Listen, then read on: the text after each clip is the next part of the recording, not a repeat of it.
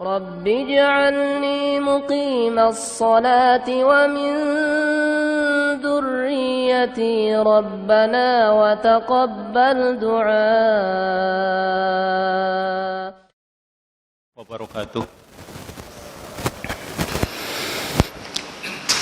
إن الحمد لله نحمده ونستعينه ونستغفره ونعوذ بالله من شرور أنفسنا ومن سيئات أعمالنا من يهده الله فلا مضل له ومن يضلل فلا هادي له أشهد أن لا إله إلا الله وحده لا شريك له وأشهد أن محمدا عبده ورسوله اللهم صل وسلم وبارك على نبيك ورسولك محمد وعلى آله وأصحابه ومن سار على نهجه واقتفى أثره إلى يوم الدين اللهم انفعنا بما علمتنا وعلمنا ما ينفعنا وارزقنا الهدى والتقى والسداد. Ikhwani wa akhwati fiddin, azanallahu jami'an. Ikhwan dan akhwat hadirin, saudara-saudaraku yang semoga senantiasa dimuliakan oleh Allah. Alhamdulillah, pada kesempatan yang baik ini kita bisa bermajlis kembali mengkaji ayat-ayat Allah dan juga hadis-hadis Rasulnya sallallahu alaihi wasallam, masih dari kitab Riyadhis Shalihin dalam bab fadlil mamluki alladhi yuaddi haqqallah wa haqqa mawali,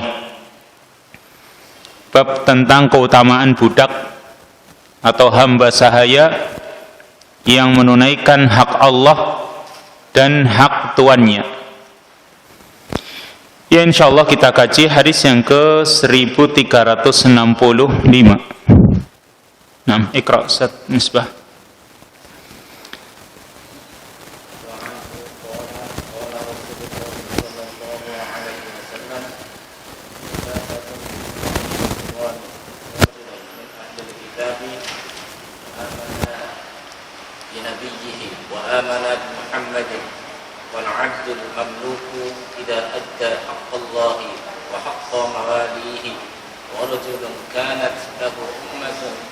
فأدبها فأحسن تأديبها وعلمها فأحسن تعليمها ثم أعتقها وتزوجها فله أجران متفق عليه. Naam, hadis yang ke-1365. Wa anhu ay an Abi Musa al-Asy'ari qala. Hadis dari sahabat Abu Musa al-Asy'ari, dia menuturkan, qala Rasulullah sallallahu alaihi wasallam, Rasulullah sallallahu alaihi wasallam bersabda, salasatun lahum ajran. Ada 3 kelompok orang yang akan mendapatkan 2 pahala, yaitu rajulun min ahlil kitab amana bi nabiyhi wa amana bi Muhammadin. Seorang dari ahli kitab yang beriman kepada nabinya dan beriman kepada Nabi Muhammad sallallahu alaihi wasallam. Wal 'abdul mamluku idza adda haqqallahi wa haqqa mawalih. Dan hamba sahaya, budak yang menunaikan hak Allah dan hak tuannya. Wa rajulun kanat lahu amatun fa addabaha fa ahsana ta'dibaha wa 'allamaha fa ahsana ta'limaha summa a'taqaha fatazawwajaha falahu ajran. Dan seorang yang memiliki budak perempuan, lalu dia didik budak itu dan dia bagusi di dalam mendidiknya, wa 'allamaha, dia ajarkan ilmu kepadanya, fa ahsana ta'limaha, maka dia pun bagusi di dalam pengajaran kepadanya. Summa a'taqaha, kemudian dia memerdekakan budak tersebut, fatazawwajaha, lalu dia nikahi, falahu ajran, maka dia akan mendapatkan 2 pahala. Muttafaqun alaih. Hadis ini disepakati oleh Bukhari dan Muslim. Dijelaskan di sini hadis yang mulia ini yang menjelaskan tentang kemuliaan yang Allah berikan kepada hambanya. Seorang hamba bisa mendapatkan 2 pahala, yaitu Nabi SAW mengatakan salah satun, ada 3 kelompok orang. Tapi 3 di sini bukan berarti pembatasan hanya 3 saja, mungkin yang lain juga banyak. Cuma Nabi SAW menjelaskan di hadis ini 3 kelompok orang, lahum ajron, yang mereka akan mendapatkan 2 pahala, ya. Berarti kemurahan dari Allah Subhanahu wa taala. Karena Allah memberikan amalan dari yang dilakukan oleh seorang itu 2 kali. Artinya pahalanya 2 kali lipat. Yang orang tidak tahu besarnya seberapa 2 pahala yang dia dapatkan. Tidak ada yang mengetahuinya kecuali Allah Subhanahu wa taala. Dari ketiga orang tersebut, yang pertama rajulun min ahlil kitab, seorang dari kalangan ahli kitab. Ahli kitab yaitu yang dimaksud adalah al-Yahud wan Nasara, orang-orang Yahudi dan orang-orang Nasrani. Ini mereka disebut ahli kitab. Karena memang Allah Subhanahu wa taala turunkan kepada mereka, kepada nabinya, yang disampaikan kepada mereka yaitu kitab samawi, kitab dari langit. Taurat Allah Subhanahu wa taala turunkan kepada Nabi Musa, dan Injil Allah turunkan kepada Nabi Isa. Yang itu disampaikan kepada umatnya, sehingga mereka disebut ahli kitab. Karena ada sebagian kaum muslimin yang menganggap ahli kitab itu orang yang pandai baca kitab. Ada orang awam yang ketika ditanya ahli kitab siapa, ahli kitab itu orang yang punya kitab banyak, dia pandai baca kitab sehingga disebut ahli kitab. Padahal yang dimaksud adalah al-Yahud wan Nasara. Maka seorang ahli kitab amana bi nabiyhi wa amana bi Muhammadin, ketika dia beriman kepada nabinya, lalu dia juga beriman kepada Nabi Muhammad sallallahu alaihi wasallam. Perhatikan di sini, maksudnya dia beriman kepada nabinya ketika nabi itu diutus, atau ajarannya masih ada dan belum dinasah, belum diganti, belum dirubah ajarannya dengan kedatangan Nabi kita Muhammad sallallahu alaihi wasallam. Maksudnya umat-umat yang dia pernah menganut agama Yahudi atau Nasrani sebelum dinasah dengan datangnya Islam. Mereka sebelum datangnya Nabi Muhammad sallallahu alaihi wasallam, sebelum beliau diutus, mereka masih mengikuti agama Yahudi atau Nasrani, mengikuti syariatnya Nabi sebelum beliau sallallahu alaihi wasallam. Lalu setelah beliau diutus, beliau datang yang membawa syariat baru, membawa ajaran Al-Qur'anul Karim, maka orang ini beriman kepada Nabi sallallahu alaihi wasallam. Maka orang yang seperti ini yang mendapatkan 2 pahala. Karena di samping mereka beriman kepada nabi-nabi sebelumnya, mereka juga beriman kepada nabi terakhir yang diutus oleh Allah Subhanahu wa taala, yang Allah Subhanahu wa taala jelaskan pula dalam surat Al-Baqarah, alladzina atainahumul kitab yatlunahu haqqa tilawatih, ya, alladzina atainahumul kitab yatlunahu haqqa tilawatih ulaika yu'minuna bih. Orang-orang yang telah kami berikan kepada mereka kitab, mereka membacanya dengan sebenar-benar bacaan. Ulaika yu'minuna bih, mereka beriman kepadanya. Mereka telah diberi kitab oleh Allah Subhanahu wa taala, mereka baca tentang nabi akhir zaman yang akan datang, yang akan menasah, menghapus hukum-hukum atau syariat-syariat sebelumnya. Lalu ulaika yu'minuna bih, kata Allah, mereka orang-orang yang beriman kepada kitab yang mereka baca tersebut. Sehingga mereka beriman kepada 2 nabi, beriman kepada 2 kitab. Mungkin yang mengikuti syariatnya Nabi Musa, karena juga masih ada di zaman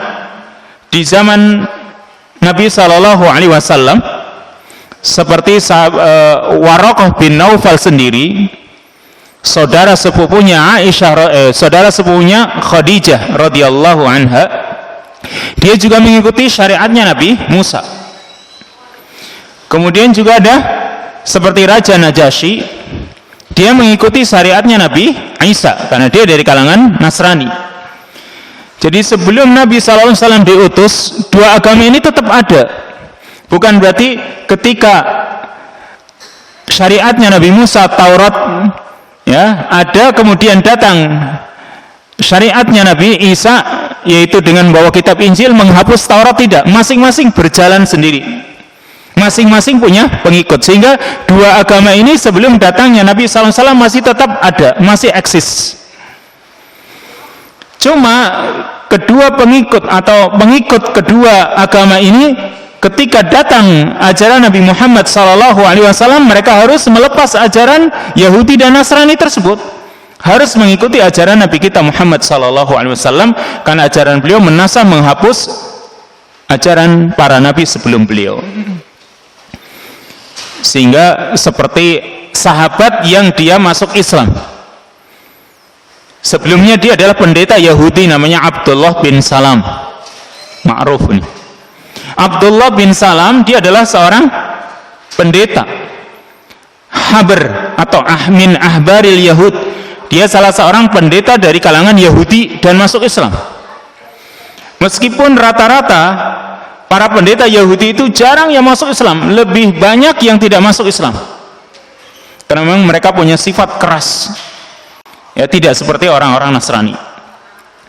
Berbeda kalau orang-orang Nasrani, walaupun mereka juga tetap dikatakan kafir kalau mereka tidak beriman kepada ajaran Nabi kita Muhammad SAW.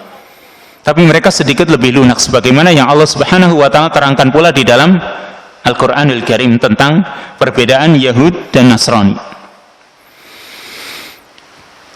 Seperti misalnya ketika Raja Najasyi itu mengutus beberapa pendeta, ya, Raja Najasyi mengutus beberapa pendeta untuk belajar dari Nabi SAW dan para sahabat. Mereka datang ke kota Madinah dan semua mereka masuk Islam.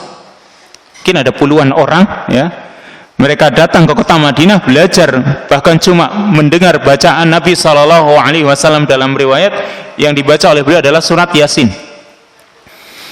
Mendengar ajaran Nabi SAW, mereka masuk Islam. Ini ahli kitab. Kalau mereka beriman kepada nabinya sebelum datangnya Nabi kita Muhammad SAW, lalu setelah datangnya beliau mereka juga beriman kepada Nabi Muhammad SAW, orang ini ya akan mendapatkan pahala dua kali, atau ajroni, mendapatkan dua pahala. Karena memang mereka itu tidak membeda-bedakan, semua para nabi, para rasul adalah utusan Allah Subhanahu wa Ta'ala. Sebagaimana Allah sebutkan dalam akhir surat Al-Baqarah, la nufarriqu baina ahadim mir rusulih wa qalu sami'na wa ata'na ghufranaka rabbana wa ilaikal masir. La nufarriqu baina ahadim mir rusulih, kami tidak membeda-bedakan di antara seorang pun dari para rasul tersebut. Kami tidak membeda-bedakan, semua adalah utusan Allah, semua membawa syariat dari Allah Subhanahu wa Ta'ala, sehingga diimani semuanya. Ini yang pertama. Lalu yang kedua, dan ini yang menjadi syahid dalam bab ini, dan ini sudah kita kaji, wal abdul mamluku idza adda haqqallahi wa haqqa mawali. Hamba sahaya, budak belian, idza adda haqqallah, jika dia menunaikan hak Allah, hak-hak dia, hak-hak Allah dia tunaikan, kewajiban dia kepada Allah Subhanahu wa Ta'ala dia jalankan, meskipun tidak semua kewajiban itu dijalankan oleh mereka karena memang ada keterbatasan, dan Allah sendiri yang membuat syariat khusus untuk budak.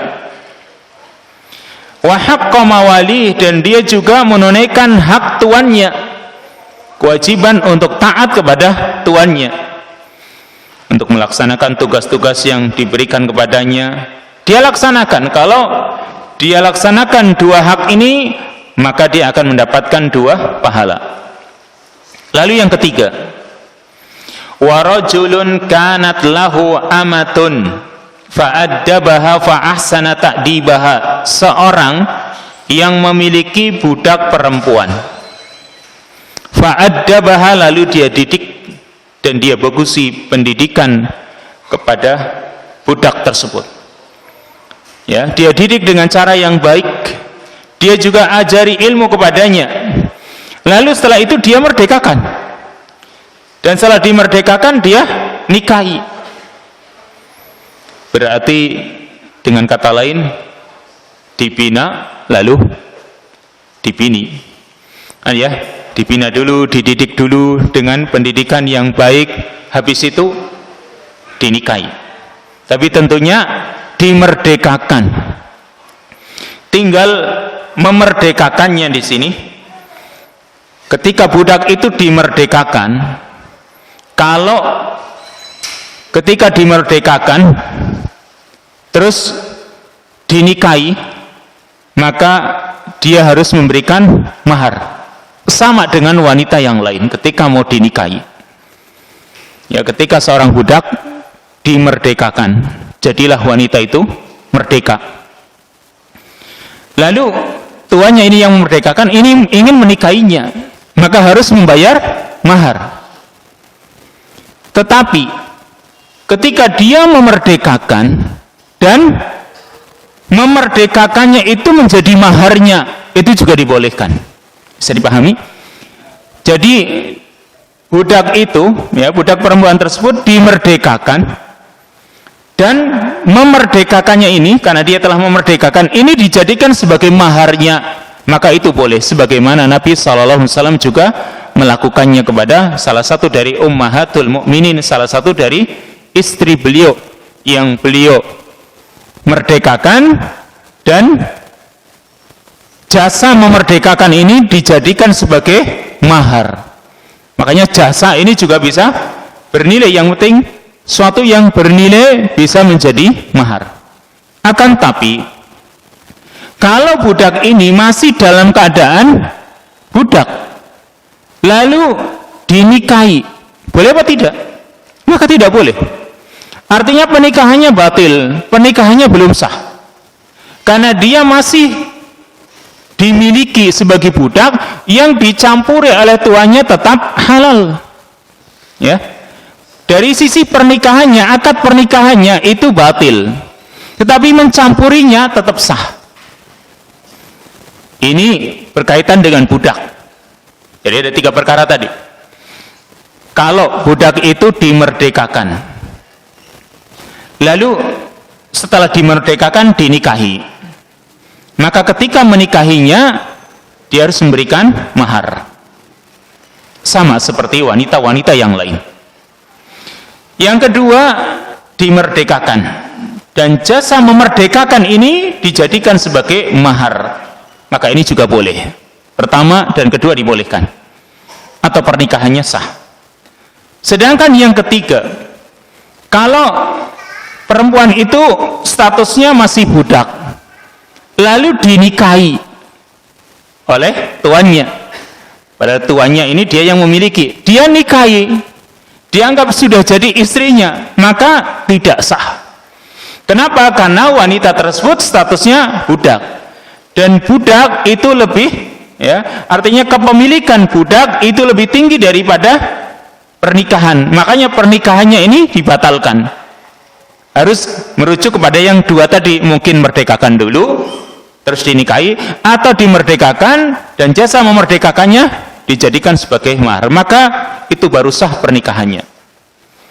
Nah, di sini kalau seorang itu punya budak, dia ajarkan ilmu, ajarkan adab kepada budak tersebut, habis itu dimerdekakan lalu dinikahi, maka dia pun akan mendapatkan 2 pahala, yaitu ajrul 'itq wa ajrut tazwij, pahala membebaskan budak tersebut dan pahala menikahinya.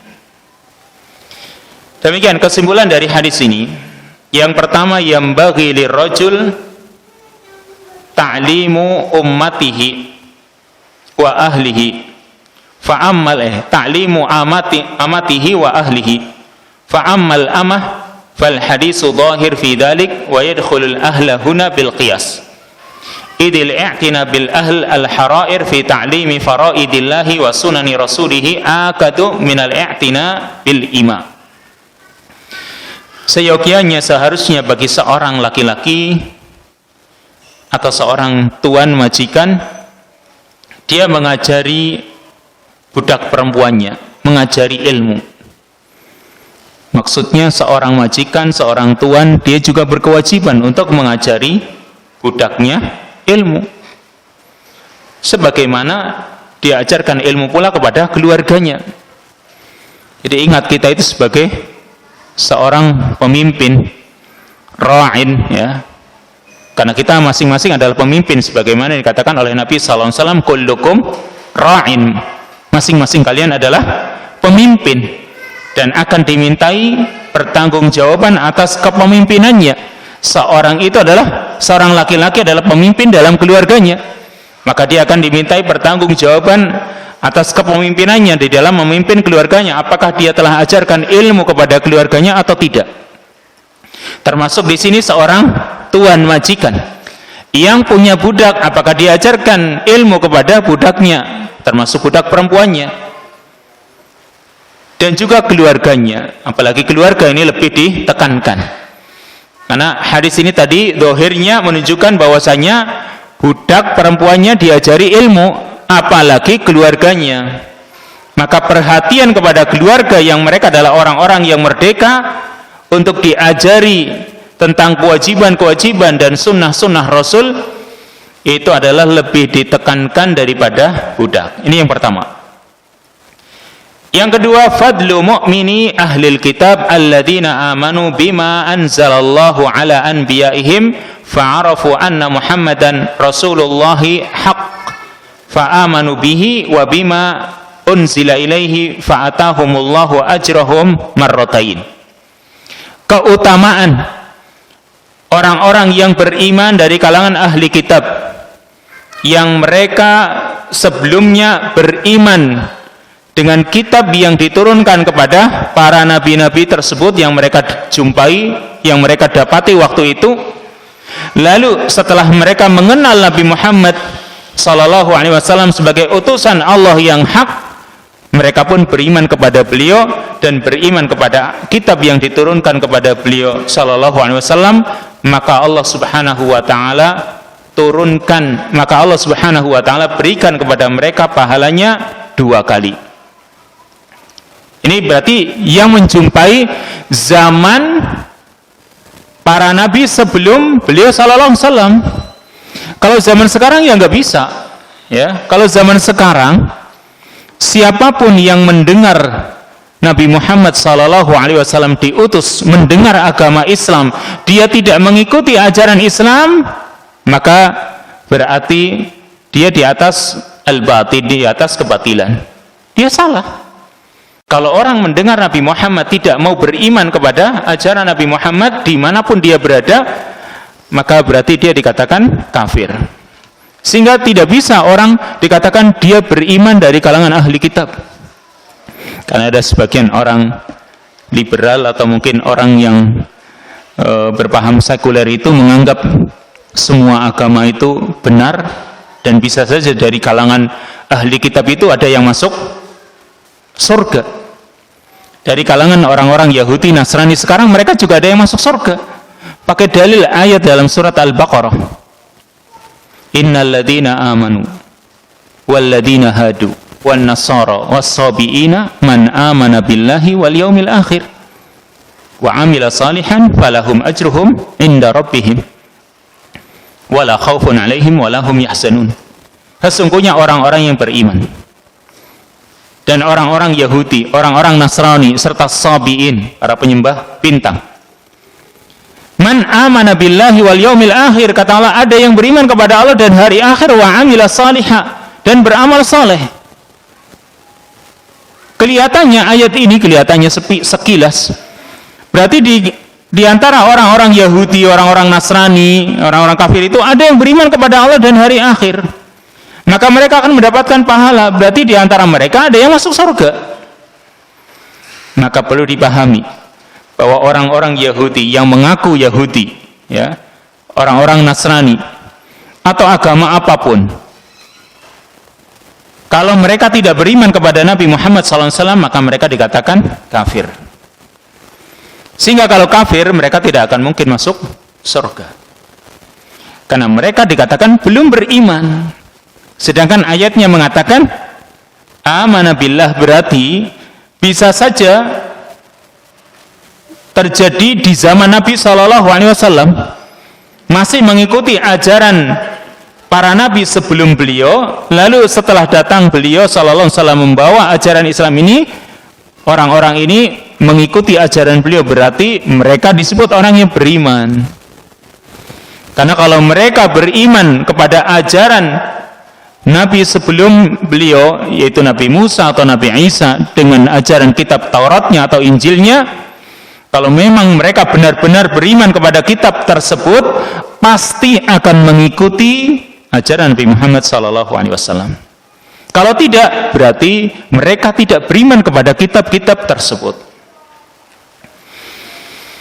Kemudian fawaid yang lain, al-abdul mamluk alladhi yuaddi haqqallahi wa haqqa mawalih yu'ta ajruhu marratain.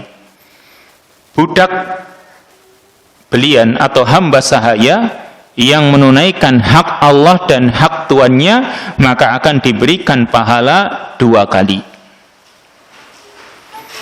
Karena dia tunaikan hak Allah, dia juga tunaikan hak tuannya. Kemudian yang lain, man tazawwaja amatahu ba'da 'itqiha falahu ajran. Orang yang menikahi budaknya setelah menikahi budak perempuannya setelah dia bebaskan, setelah dia merdekakan, maka dia juga akan mendapatkan 2 pahala. Tadi pahala membebaskan 1 dan pahala menikahi budak tersebut. Sisi pahala yang lain. Dan yang terakhir, man tazawwaja amatahu ba'da 'itqiha yustahabbu lahu an yadfa'alaha mahran jadidan.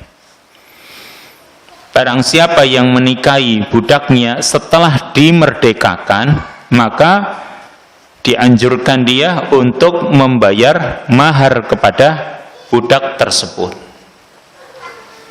Jadi tetap dia harus diberi mahar, kecuali tadi kalau ketika dia bebaskan, dia merdekakan, dia jadikan jasa memerdekakannya itu sebagai maharnya, maka itu dibolehkan sebagaimana yang dilakukan oleh Nabi SAW ketika menikahi istri beliau yang bernama Sofiyah binti Huyayin.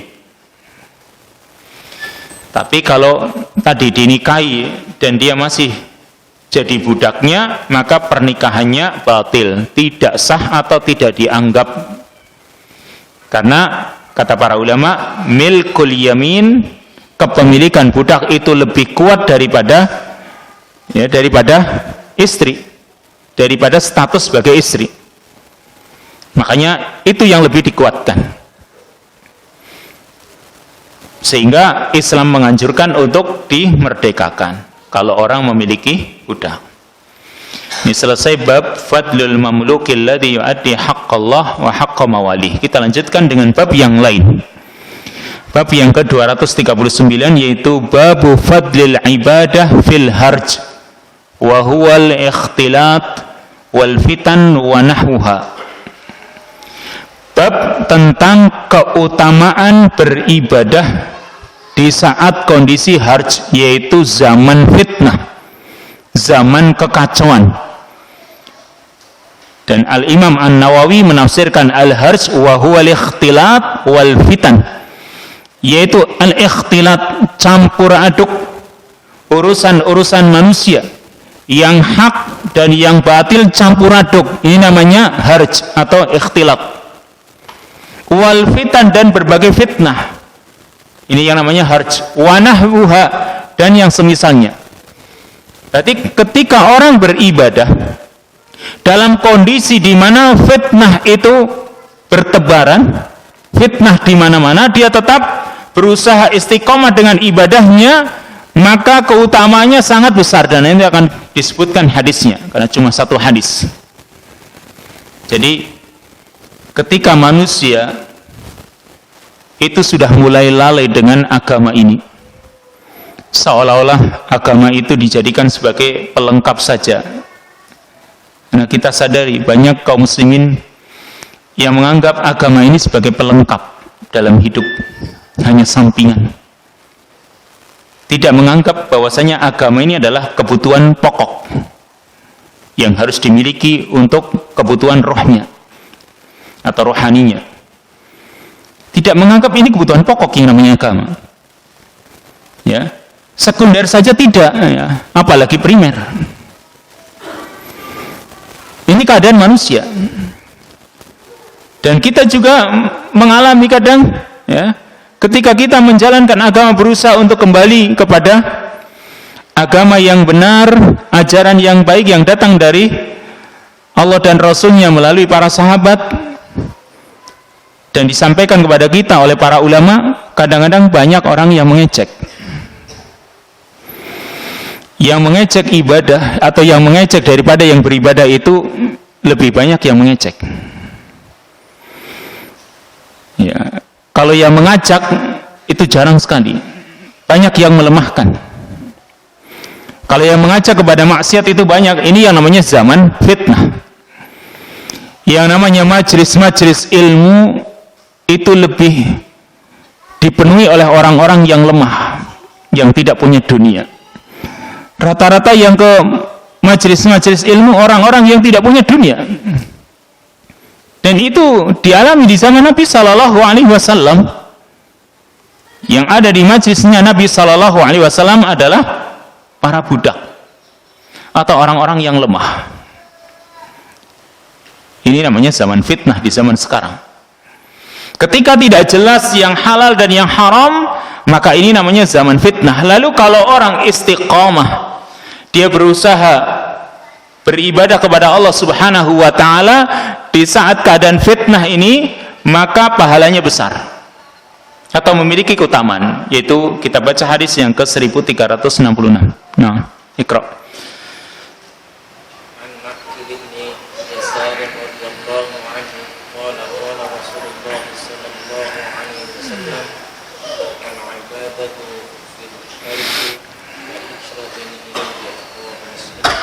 Hadis yang ke 1366. An Ma'qil bin Yasarin radhiyallahu anhu qala, hadis dari sahabat Ma'qil bin Yasar radhiyallahu anhu, semoga Allah meridhoinya, dia menuturkan, qala Rasulullah sallallahu alaihi wasallam, Rasulullah sallallahu alaihi wasallam bersabda, al ibadatu fil harji ka hijratin ilayya. Beribadah di zaman fitnah itu seperti orang berhijrah kepadaku. Ya, beribadah di zaman fitnah, zaman kekacauan, itu sebanding dengan berhijrah kepadaku, kata Nabi sallallahu alaihi wasallam. Perhatikan di sini makna harj tadi, ya. Berarti harj yaitu zaman fitnah, zaman kekacauan. Mungkin seperti banyaknya peperangan, ya, banyak kaum muslimin yang ditindas, itu namanya harj. Kalau misalnya orang yang tinggal di Palestina atau mungkin yang tinggal di Suriah yang banyak peperangan, kan mereka bingung untuk beribadah. Apalagi keadaan urusan ekonomi, sosial dan lain sebagainya, ya, terjadi kekacauan, itu namanya harj. Atau ada yang menafsirkan yang namanya harj itu adalah waktu di mana banyak orang melalaikan. Ya, keadaan di mana orang banyak melalaikan. Seperti Nabi Shallallahu Alaihi Wasallam saja. Dan ini sudah kita terangkan sebelum kita bahas waktu itu, ya, tentang Ramadan. Nabi Shallallahu Alaihi Wasallam itu banyak berpuasa di bulan Rajab.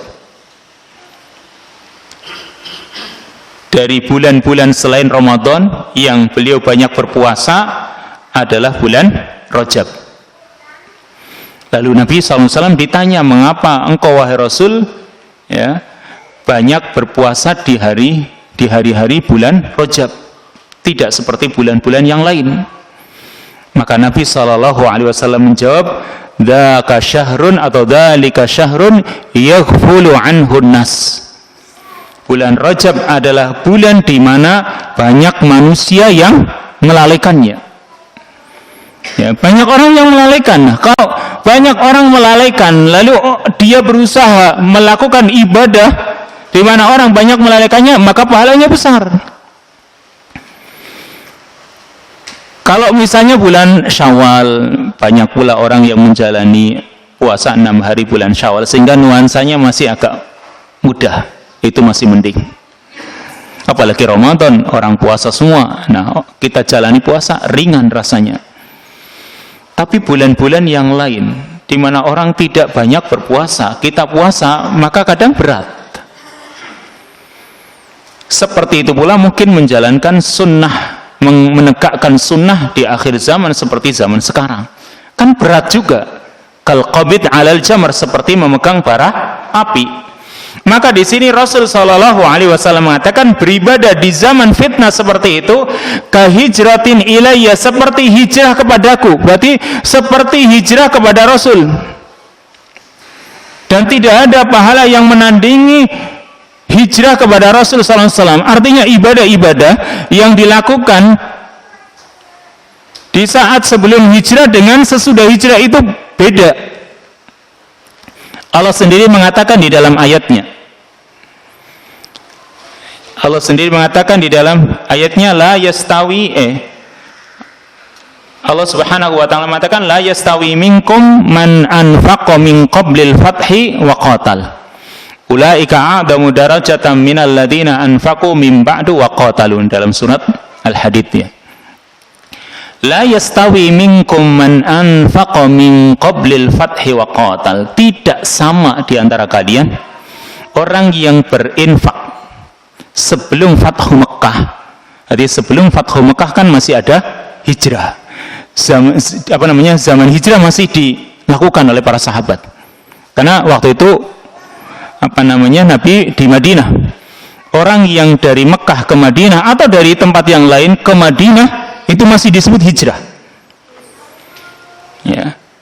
Tetapi ketika Fathu Mekah sudah dikuasai, maka Nabi SAW mengatakan la hijrata ba'dal fathi. Sudah tidak ada hijrah lagi sesudah Fathu Mekah. Berarti kalau orang dari Mekah ke Madinah setelah Fathu Mekah sudah tidak disebut hijrah. Karena Mekah sudah menjadi negara Islam, negara kaum muslimin. Maka pindah dari Mekah ke Madinah sudah bukan lagi hijrah. Sama seperti mungkin dari Kebumen ke Jakarta, dari Jakarta ke Kebumen sudah bukan lagi namanya hijrah. Oh, saya hijrah dari Jakarta ke Kebumen ini biar bisa belajar. Bukan hijrah namanya. Tapi kalau hijrah dari al-haq kepada al-batil, dari kebatilan kepada kebenaran, masih insya Allah disebut hijrah dalam arti yang luas. Nah, Allah mengatakan la yastawi minkum man anfaqa min qablil fathi wa qatal. Tidak sama di antara kalian orang yang berinfak, mengeluarkan infaknya sebelum Fathu Makkah dan berjihad. Ya, tidak sama dengan orang yang melakukannya sebelum sesudahnya. Ulaika a'damu darajatan minal ladzina anfaqu min ba'du wa qatalu. Ya. Mereka yang berinfak dan berjihad sebelum Fathu Makkah lebih besar derajatnya, lebih tinggi derajatnya daripada orang-orang yang berinfak dan berjihad sesudahnya. Maka berarti berhijrah kepada Rasulullah SAW itu pahalanya sangat besar, tidak ada yang menandingi. Ibadah-ibadah yang dilakukan sebelum hijrah, ibadah-ibadah yang dilakukan sebelum Fathu Makkah ketika masih ada syariat hijrah itu sangat besar, tidak ada yang menandinginya. Nah, kalau di sini Rasul Shallallahu Alaihi Wasallam mengatakan beribadah di zaman fitnah itu seperti berhijrah kepadaku, berarti pahalanya sangat besar. Demikian kesimpulan dari hadis ini. Yang pertama, yambaghi 'alal muslim ay ya'tazila mawatinal fitan wal ghaflah. Walidalik fa ajruhu ka ajril muhajir ila Nabi sallallahu alaihi wasallam. Seyogianya seorang muslim itu i'tizal, meninggalkan tempat-tempat yang akan menimbulkan fitnah dan kelalaian. Kalau kira-kira orang itu tidak bisa mempertahankan agamanya, susah di situ dia untuk menjalankan ibadahnya, alangkah baiknya dia tinggalkan. Karena pahalanya itu seperti pahala orang yang berhijrah, seperti tadi. Dia tidak ikut dengan kekacauan, dengan fitnah yang ada. Dia lebih baik beribadah, maka itu seperti pahala orang yang berhijrah kepada Nabi. Dan di sini ada sisi kaitan atau hubungan kesamaan. Orang yang berhijrah berarti dia lari membawa agamanya, mempertahankan agamanya dari orang-orang yang akan menghalangi dirinya dari berpegang teguh kepada Allah. Demikian pula orang yang fokus untuk beribadah, dia tinggalkan fitnah, berarti dia lari membawa agamanya pula untuk berpegang teguh kepada Allah Subhanahu wa ta'ala. Ini seperti hijrah kepadaku, kata Nabi. Yang memang waktu itu Madinah itu menjadi sentralnya, ya, tempat turunnya wahyu, menjadi pusatnya sunnah waktu itu. Ini kota Madinah. Faidah yang lain, an-nasu fil fitan yanshaghiluna 'anit ta'at wa la yatafarraghu laha illa al-afrad. Falidzalik fa fadlul ibadah katsir. Manusia di saat banyak fitnah, maka mereka lalai dari ketaatan. Dan mereka tidak bisa konsentrasi, kecuali hanya individu-individu, orang per orang. Karena itu keutamaan ibadah di saat banyaknya fitnah itu akan besar. Jadi kadang di zaman sekarang apalagi, kita itu perhatikan ini, di dalam bermedsos harus menjadi orang yang bijak, arif. Mau di YouTube, mau di Facebook, mau di apa saja, itu banyak fitnah. Kadang isinya caci maki dan lain sebagainya. Satu permasalahan saja, urusan haji, yang berkomentar banyak sekali, yang pro dan kontra. Kan fitnah isinya. Kalau kita sibuk, coba apa manfaatnya? Kita juga bukan jamaah haji, andai kata jamaah haji dirugikan juga tidak, kan gitu. Tapi banyak orang yang akhirnya sibuk, ya, sibuk mengurusi urusan berita-berita yang seperti itu, dan di situ banyak fitnah. Yang kita dengar, yang kita lihat, yang kita baca, maka semua itu akan menimbulkan fitnah. Maksudnya bisa melalaikan kita dari ibadah. Contoh yang ringan saja, ketika ada perseteruan antara ustadz ini dengan ustadz ini, ustadz A dengan ustadz B, ada sedikit permasalahan yang mungkin mencuat. Itu namanya fitnah, kan, menimbulkan fitnah. Kenapa? Terpecah belah. Kadang saudara, ya, saudara sekandung bisa saja jadi pecah gara-gara ustadznya yang satu A, yang satu B, jadi pecah. Itulah fitnah. Maka ketika orang tidak mengurusi yang namanya fitnah itu, dia tinggalkan fitnah itu, dia konsentrasi dengan ibadah, maka insya Allah dia akan mendapatkan pahala yang besar. Sehingga jangan sampai kita itu sibuk dengan membaca berita-berita. Yang banyak orang karena sibuk dengan baca berita, dia lalai dengan Quran. Kapan dia baca Quran? Dia pegang HP, sibuk dengan berita-berita yang ada, kapan baca Qurannya coba? Dia luangkan berapa menit untuk baca berita itu, dan dia luangkan untuk baca Quran berapa menit. Bandingkan, lebih banyak mana? Itulah fitnah. Berarti itu fitnah. Solusinya apa? Solusinya ya kita usaha untuk beribadah kepada Allah Subhanahu wa ta'ala ala nurin min Allah. Kita beribadah di atas cahaya dari Allah Subhanahu wa ta'ala, di atas ilmu. Dan faedah yang terakhir, yang bahi ala du'a tawakkil ada bila fala yubashiruhu wa la yastad'i li anna al fitnah majhulatul aqibah wal mar'u la ya'lamu ma ya'ulu ilaihi al amru fal matlubu fil fitan su'alul afiyah. Seyogianya, seharusnya para duat, para dai, orang-orang yang mengajak kepada dakwah ini, kepada kebaikan ini, tawakkil ada, menjaga dirinya dari gangguan-gangguan. Fala yubashiruhu, jangan bersinggungan langsung. wala yastad'i, dan jangan mencari-cari. Kalau sudah sibuk dengan urusan fitnah seperti itu, urusan politik dan yang lainnya, waduh, itu harus benar-benar dijauhi.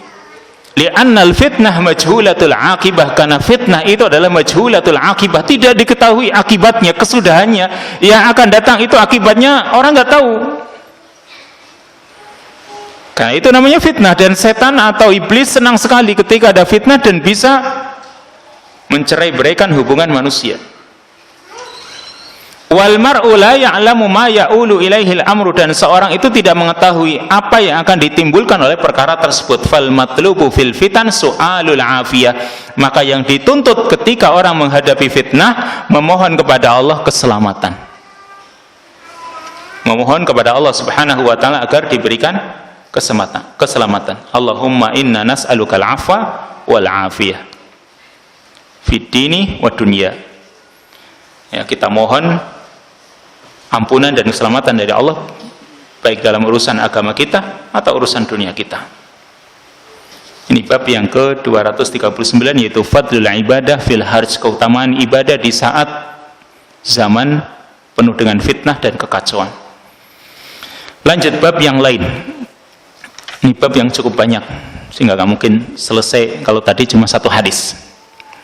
Bab yang ke-240, babu fadlis samahah fil bai'i wasyira' wal akhdi wal 'ata' wa husnil qada' wat taqadi wa irjahil mikyal wal mizan wan nahyi 'anit tatfif wa fadli indaril musir al mu'sir wal wad'i lahu,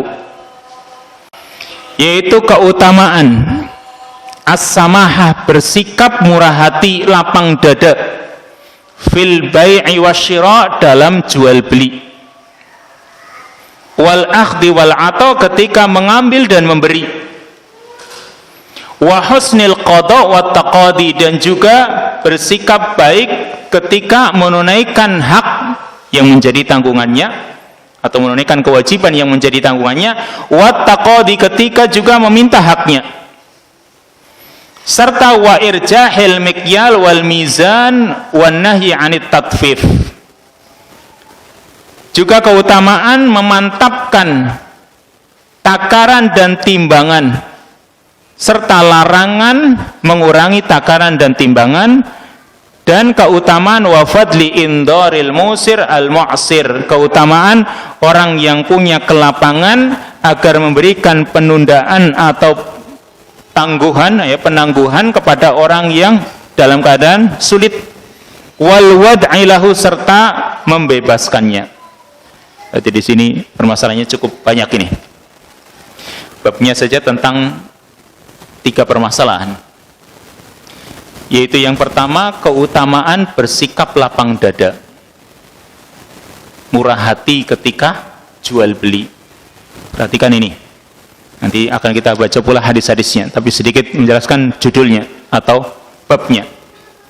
Bersikap lapang dada, murah hati ketika berjual beli, ketika menjual atau membeli. Jangan terlalu menekan orang, jangan memaksa, ya. Dan juga jangan mendebat. Ini kalau orang menekan, memaksa dalam jual beli, berarti dia nggak samhan, nggak lapang dada, nggak murah hati. Kadang-kadang ada orang yang sikapnya seperti itu. Contohnya, misalnya ibu-ibu, kalau nawar jelimetnya luar biasa, ya, sampai bapaknya yang nganterin itu lama banget ini, nawar kok nggak jadi-jadi, ya. Ini namanya orang yang nggak samhan. Dan tentunya penjualnya juga kira-kira lah, biar nggak lama kan gitu. Ketika dia mau menjual, ya jangan terlalu tinggi, karena kadang-kadang dia menginginkan keuntungan yang besar sehingga dia menjualnya harga tinggi, sehingga nanti ketika tawar-menawar terus terjadilah tawar-menawar yang terjadi perdebatan sampai. Maka ini namanya orang yang tidak lapang dada dalam berjual beli. Itu perlu diperhatikan. Meskipun kadang suaminya itu dimarahin sama istrinya, masa nggak ditawar sih, kebiasaan nggak mau nawar misalnya, Padahal maunya seorang laki-laki itu kan ketika membeli atau mungkin menjual kan sudah, begitu dibeli sudah kan gitu. Tapi kadang lain, dipahami lain. Padahal kalau dia membaca nanti permasalahan hadis-hadis tentang murah hati, lapang dada dalam berjual beli, maka semoga itu bisa menjadi koreksi. Juga wal akhdi wal ato, ketika mengambil dan ketika memberi harus bersikap lapang. Kalau memang sudah diberikan ya sudah. Jangan masih di dalam hati itu masih ada rasa beratnya untuk melepas. Sudah diambil ya sudah. Wa husnil qada wa taqadi, juga bersikap baik di dalam menunaikan kewajiban dia untuk menunaikannya, karena itu jadi tanggungannya, itu qada. Ketika dia menunaikan kewajiban yang menjadi tanggungannya. Wa taqadi, juga ketika meminta haknya. Jadi harus bersikap lapang ini semuanya. Lalu yang kedua, wa irjahil mikyal, memantapkan takaran dan timbangan. Ya, ketika orang menjual atau membeli, yang kadang jual beli itu kadang dengan takaran atau dengan timbangan harus dicukupi, ya. Jangan dikurangi. Wa nahyi 'anit tatfif, maka ada larangan menguranginya. Serta yang ketiga, poin yang ketiga, wa fadli indharil musir al mu'sir, keutamaan orang yang dalam keadaan lapang dia berikan penundaan kepada orang yang sulit. Ketika orang yang sulit itu sedang berhutang kepadanya, dia punya tanggungan hutang, tapi keadaannya sulit, sudah berikan penundaan kepadanya. Kalau nggak bisa bulan depan, ya bulan depannya lagi. Syukur berikutnya, wal wad'ilahu, dia bebaskan, udahlah ya, hutangmu sudah lunas atau sudah bebas, maka ini lebih baik lagi. Intinya di sini, semua permasalahan ini merupakan manhaj dalam bermuamalah.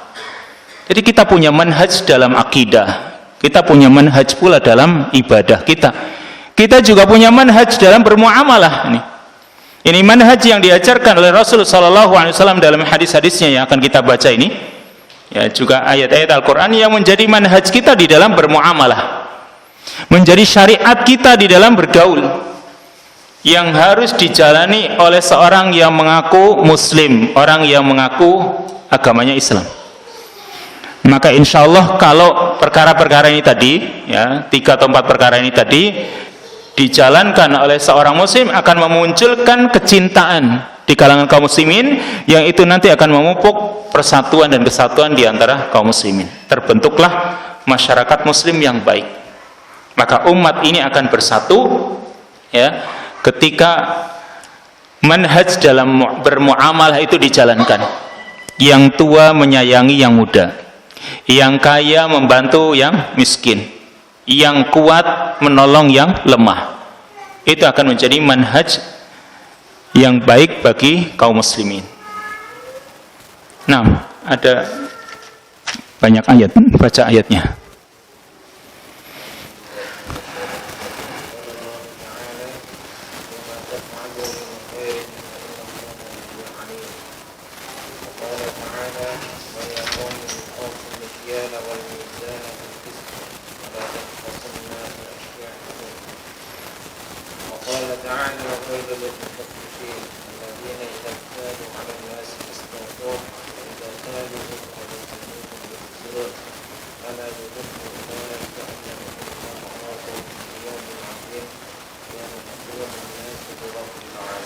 Hasbuk.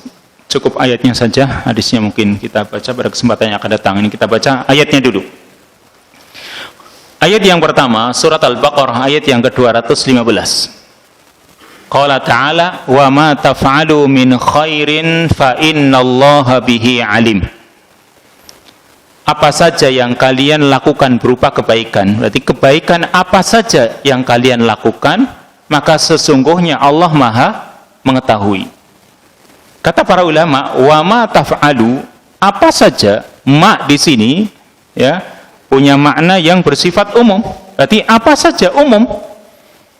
Apa saja yang kalian lakukan berupa kebaikan, baik kebaikan itu besar atau kecil, maka Allah Maha mengetahui.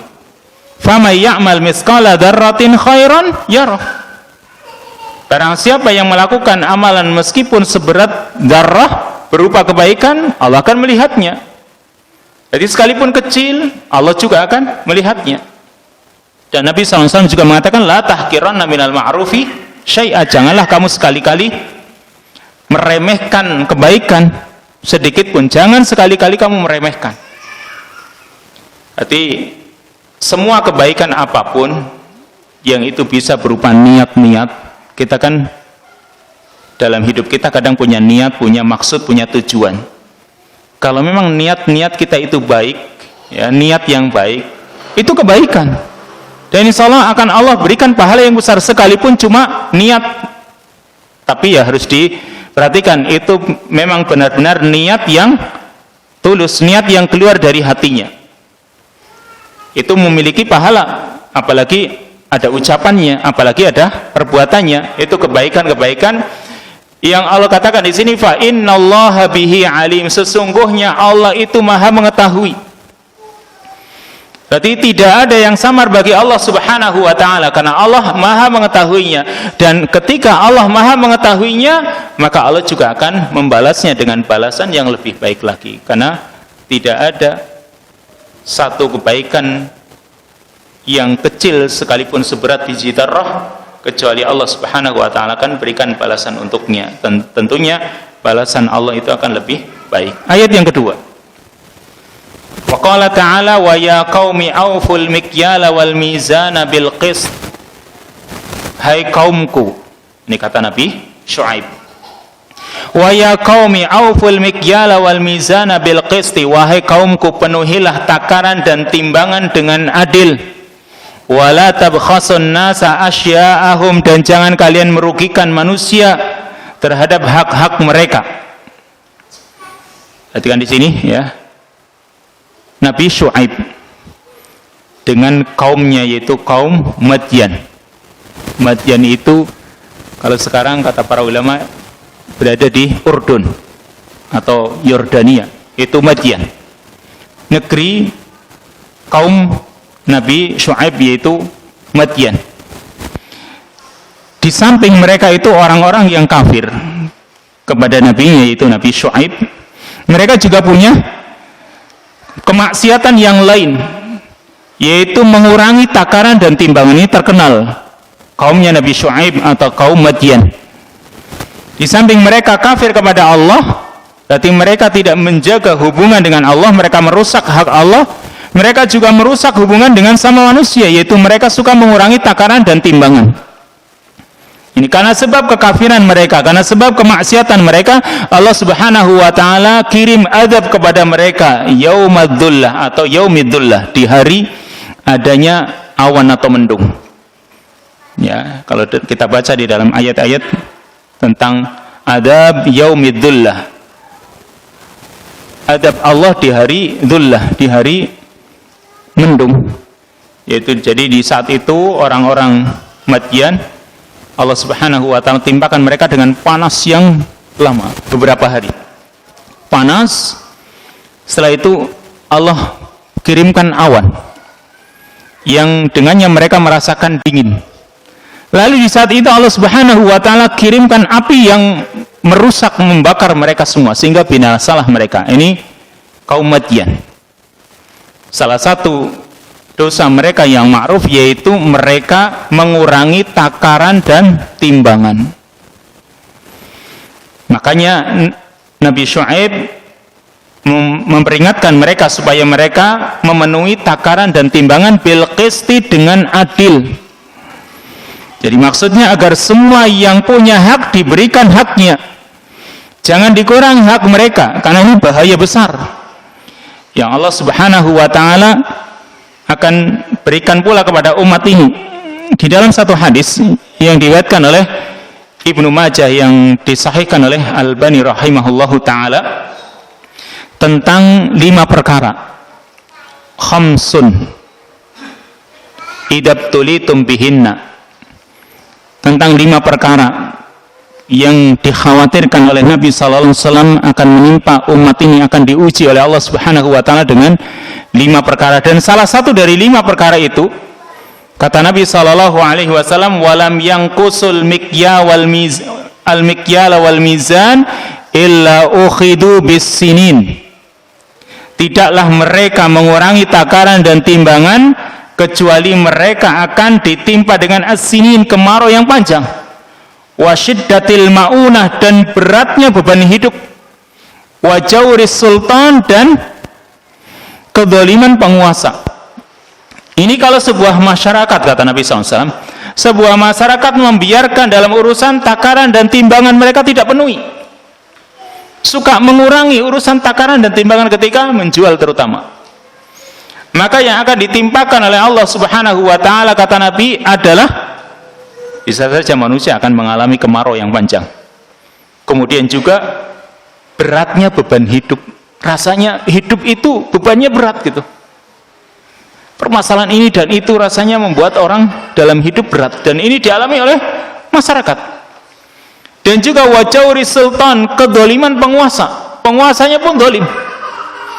Itu ketika masyarakatnya, kata Nabi SAW, mereka sudah mengurangi takaran dan timbangan dan tidak ada orang yang mengingatkannya. Ini bahayanya yang dikhawatirkan, sebagaimana yang Allah timpakan kepada kaumnya Nabi Syuaib. Sehingga ayat berikutnya, surat Al-Mutaffifin, ayat yang pertama sampai ayat yang ke-6. Wailul lil mutaffifin alladzina idza qtalu 'alan nasi yastawfun wa idza kaluhum aw wazanuhum yukhsirun. Wailun lil mutaffifin. Celakalah, kecelakaan besar atau kebinasaan bagi orang-orang yang berbuat curang. Ini ancaman yang besar ini, wailun.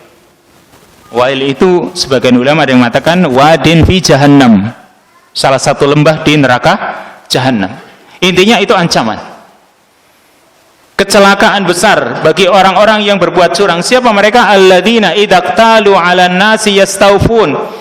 Ketika mereka menerima takaran dari orang lain, mereka minta dipenuhi. Ketika orang lain menakar untuk dirinya minta penuhi. Ibarat atau bahasa kita itu minta timbangannya yang angetin kan gitu.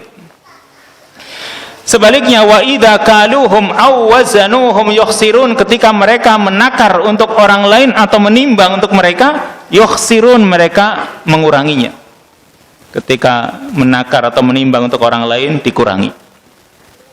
Maka Allah katakan, ala yadunnu ulaika annahum mab'utsun. Tidakkah mereka mengira bahwa mereka itu akan dibangkitkan? Orang-orang yang melakukan seperti itu seringnya tidak sadar kalau mereka itu akan dimintai pertanggungjawaban nanti. Mereka akan dibangkitkan dan akan dihisab dengan perbuatan yang mereka lakukan. Meskipun mungkin cuma misqala dzarrah, cuma mengurangi sedikit saja, itu akan dihisab oleh Allah Subhanahu wa ta'ala. Annahum mab'utsun. Mereka akan dibangkitkan, dikumpulkan, dan akan dimintai pertanggungjawaban. Liyaumin azim, di hari yang besar.